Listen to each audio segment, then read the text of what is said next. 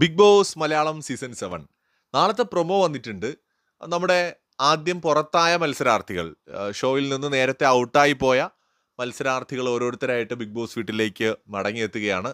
Finale വീക്കിൽ എല്ലായ്പ്പോഴും നമുക്കറിയാം, നേരത്തെ പുറത്തായവരെല്ലാവരും തന്നെ തിരിച്ചു വരും.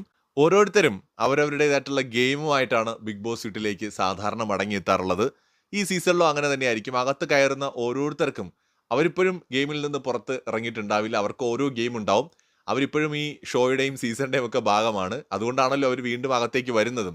സോ അവരുടെ ഗെയിം, അവസാന ദിവസത്തെ അവരുടെ ഗെയിം ബിഗ് ബോസ് വീടിൻ്റെ അകത്ത് കയറുമ്പോൾ അവർ കളിക്കും എന്ന് തന്നെയാണ് വിചാരിക്കുന്നത്. കുറേ പേരെങ്കിലും ഗെയിം കളിക്കാനായിട്ട് ശ്രമിക്കും.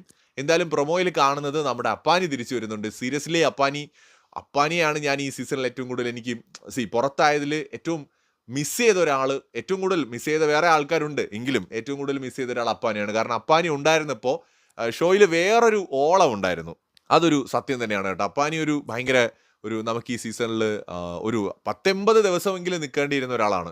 അപ്പാനി ഒന്ന് ശ്രദ്ധിച്ച് കളിച്ചിരുന്നെങ്കിൽ നിൽക്കാനും പറ്റുമായിരുന്നു. ഭയങ്കര നഷ്ടമായി പോയി ഈ സീസണിൽ നേരത്തെ പോയതിൽ.